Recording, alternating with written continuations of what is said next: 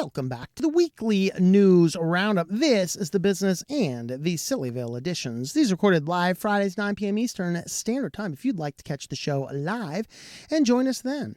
Well, let's dive right on in. First, an update. Google backtracks on the legacy GSuite account shutdown and will not take users' emails. So all the people that were using GSuite with their own custom email address was told, hey, you got to pay for it or lose it. And be like, oh, my Lord. They were going to shut them all down. Apparently there's enough enough backlash. They're like, okay, we won't steal your email address from you. I feel sorry for all those people that went ahead and paid for the service, just so that they didn't lose their email addresses. And now Google's just giving them all for free. This is why, guys, wait until the last possible minute to do many things, especially in the tech world. It moves so fast. Things change so frequently. You just don't know what's going on. So that's kind of the case. So if you do have one of those old legacy GSuite accounts with a custom domain, fear not, it will remain. Let's see, choose your transition path. As if no action is taken, Google will automatically transition you to recommended workplace subscription.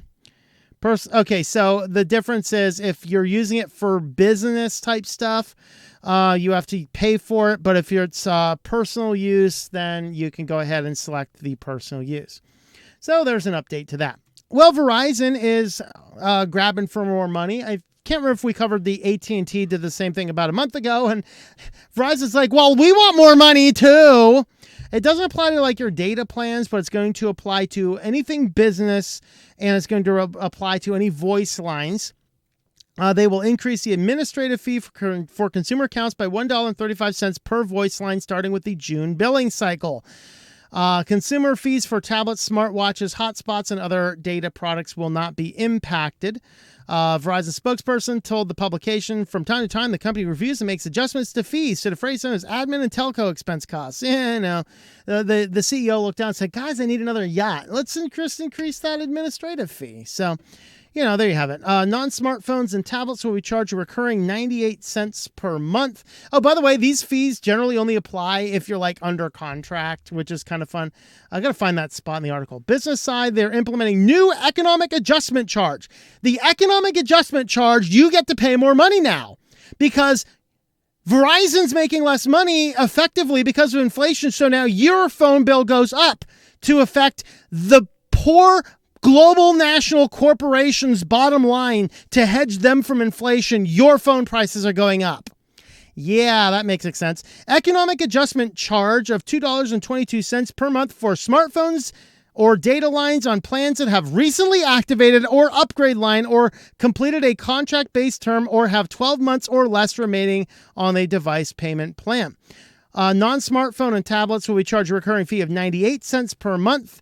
Both business fees will go up into effect starting June 16th. There you have it. Earlier this month, the AT&T, that bottom part is just the AT&T part. So there you go, guys. If you guys happen to all be guys involved in Verizon, expect your phone bills to go up. Well, everything else is going up. And you can blame the demented fool in the White House for all this nonsense, most likely. Why not? He's legitimately done everything else. All right. This one, I am forced to agree with Meta with something. You do not know how hard this is for me to be forced to agree with Meta on something. So Meta tells employees to stop discussing abortion at work. Okay. It's like kind of like they're trying to run a business and like they would like people working and not being activists. So the employee says the stance runs counter to Meta policies discussing Black Lives Matter and trans rights. So Meta put in place in 2019 a policy that prohibits employees from discussing opinions or debates about abortion being right or wrong, availability of rights of abortion, and political, religious, and humanitarian views on a topic, according to a section of the company's internal respectful communication policy. Some employees have called management to do away with the policy in the aftermath of the Supreme Court's leaked draft opinion on the overturn of Roe v. Wade, arguing that the ban is at odds with employees being allowed to talk respectfully about issues like Black Lives Matter, immigration, and trans rights. Yeah, when you guys start talking respectfully with people who disagree with you, I might agree with you. But as it is right now, you guys become the most unhinged morons in the face of the universe. Okay? Really? So let's just slow down and let's say, We're here to do a company's job, not to engage in activism at work. Let's just agree to not talk about these crazy issues at work. Okay. So I have to agree with Meta. Of course, the employees are like, we have to overturn this. We have to be sending regular emails about abortion at work because why not? Just get your job done, guys. It's divisive topic. It gets in the way. Let's just not discuss it unless everybody does. And if I'm forced to go into work, I don't want to discuss crazy issues like that at the same time. Let's get serious. All right. Last couple of ones here about Apple. First, anyone using Apple subscription products, Apple is going to let your subscription app charge you more money without asking. So if you have Apple subscriptions fees, any of the apps you're using use subscription fees. Maybe you're signed up for some news feed, a game that you're doing on a subscription, whatever else. Yeah, they can charge you more money than you agreed to without telling you. We just charged more this month. Isn't that so awesome of Apple?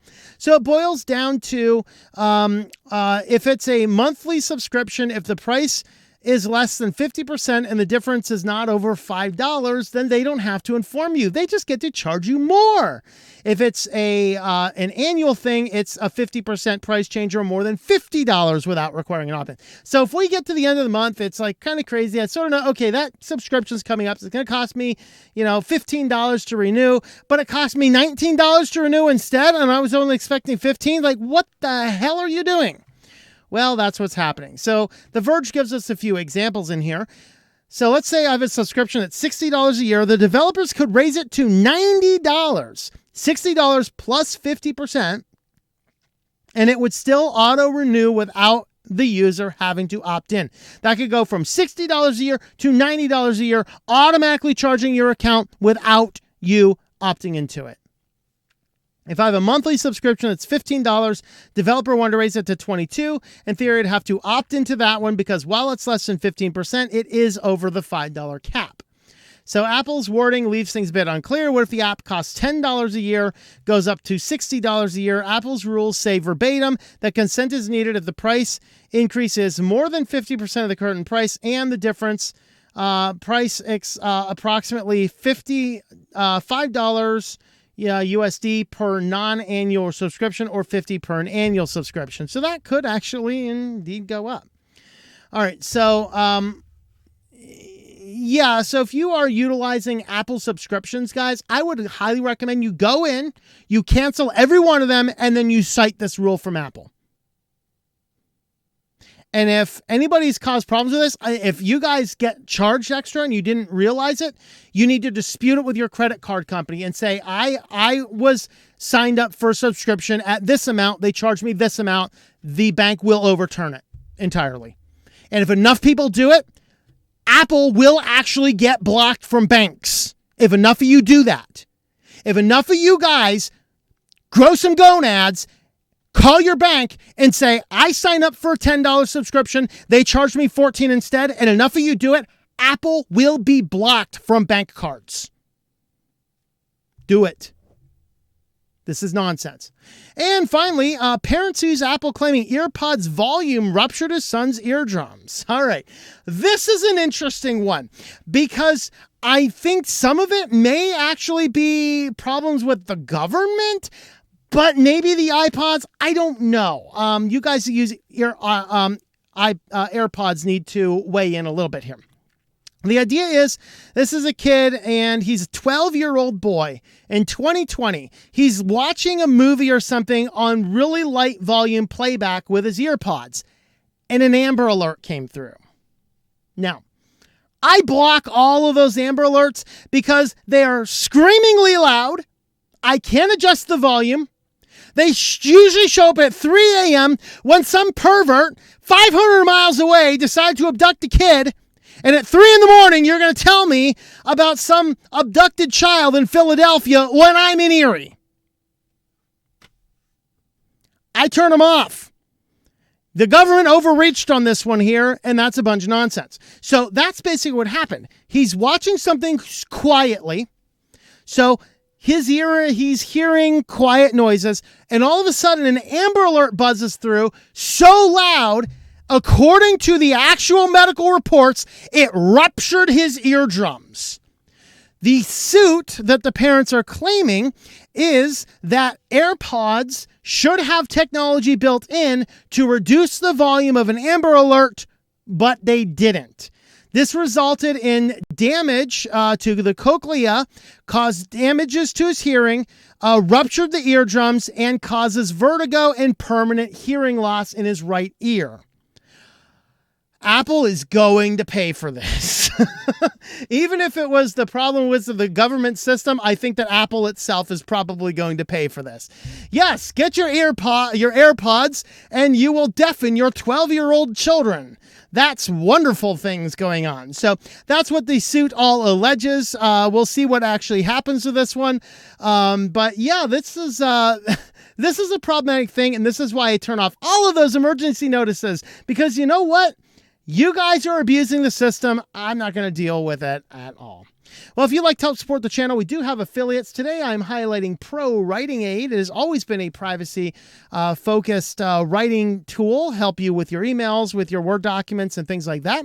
They have some online tools. They have some free tools that you can try out before you buy it. Using my affiliate code TLM.li/PWA, you can get 20% off your yearly subscription or your lifetime subscription, or you can just give credit for $20 a month for the monthly subscription. So have a look at prowritingaid.com. Use my affiliate code TLM.li/PWA to save 20% on those. Now, guys, let's head to SillyVille. So first up in SillyVille, face with tears of joy is the most popular emoji in the world. Okay, so the world is obsessed with laughing and loving. So this is a list of all of the most popular emojis in every country. So you can see that the happy face with tears is generally the most popular one of everybody. For the United States, here you guys go. You can jump on into the United States and see what the favorite is. You can see where most of those guys are. And I gotta say, I use that one a lot myself, honestly. There's some hearts in there. And there's a few states use the fire ones, but curiously not California. You'd think California would use fire because, you know, this place is always on fire. Not to mention it feels like hell. But anyway, iPhone has a new feature. It will give you door detection. That's right. Now shine your iPhone at a door and it'll tell you it's a door. Now this is part of the Global Accessibility Awareness Day. So sure, if you're blind, you don't know where the door is, you can hold up the phone to the door and be like, where's the door? Where's the door? And it'll tell you where the door is. So that's kind of good news. So, you know, we have that. It makes sense when you understand that it's doing that. But, you know. Do we really need an iPhone for this? We trust me, we have gotten along just fine without our iPhones telling us what a door is for a long time. And next, Samsung will charge you $500 if you'd like to put your picture on your refrigerator. This is the new Samsung smart refrigerator. And it's made by another company, but basically you can get in here and you can go ahead and pay them $500 for the ability to put your own pictures on your refrigerator. Looks kind of interesting and cool and fun, but for $500, are you kidding me? This is like first world problems. I need to fork out $500 to put my picture on my refrigerator. That's right, folks. That's right. Less we say about that, the better. This is for you wonderful computer geeks out there. So scientists were able to create an algae computer powered by photosynthesis. This is neat. It's about the size of a AA battery. It's using an ARM processor, ARM Cortex M0 Plus chip. And they were basically having it simulate, some data calculations by simply running a script, which is having it calculate some basic numbers from time to time. They said in, I think it was like a 6-month period of time, it never shut off. It always had enough power, just simply sitting on one of the scientists' windowsills at home. So it's kind of fun. You can go in and create this type of PC, which is based on using your photosynthesis for your power. That's kind of fun. And our last story here is there is a brand new Twitter game to attempt to simplify the social media giant's privacy policy. So if it is that difficult of a thing to figure out the privacy policy, maybe you shouldn't use it. But in the event you would like to, you can click on the link here in the article, head on over to Twitter Data Dash, and you can jump in over here and you can play your own privacy policy video game. Look at this. You have this cute little puppy dog here. Let's go ahead and play in English. We'll go ahead and start. And we need to hit the streets of Private City with your best pal Data for a walk through the park. Follow the prompts to keep him safe and learn how to control your own Twitter experience along the way. Level 1. Oh, boy. Oh, I get to choose my character? Oh, boy. Look at that. I get to choose my characters. Yeah, let's go with this thing here. All right. So Data wants no part of the cat ads in your way. Dodge them and grab the bones and cross the bridge. All right. So here we go. We got a little game over here. And there's a cat ad there. We have to avoid the cat ads. Avoid the cat ads. This is the cat ad. The cat ad's giving us cat stuff, man. No, I'm stepping on the cat ad. No, I'm dying. I'm dying. I'm dying. Apparently I'm bad at Twitter privacy. No. Does the cat kill me? Come here. Come here, cat. Die. Oh, no. Oh, no. I'm no. So I guess I'm not sure how this teaches you the Twitter privacy policy, but it can pretend that it does. And yeah, that's good stuff. And it is a horribly written game, by the way. It's pretty much hot garbage. But if you would like to have the privacy policy video game, you can do that. And that'd be kind of fun. Well, if you'd like to help support the channel, we do have a Subscribestar page, subscribestar.com/switchedtolinux. You can jump on over there if you would like to help support the channel. With that, guys, thanks for watching, and we will see you next time. Thank you for watching this video from SwitchedToLinux. This channel would not be possible without the backing of the program supporters scrolling on the screen now. You can be a supporter at Patreon at patreon.com/TOMM or at thinklifemedia.com. I also want to thank the open source community who creates such excellent software that makes producing this show possible. Please remember to support your software communities. Thank you, and I hope that you enjoy switching to Linux.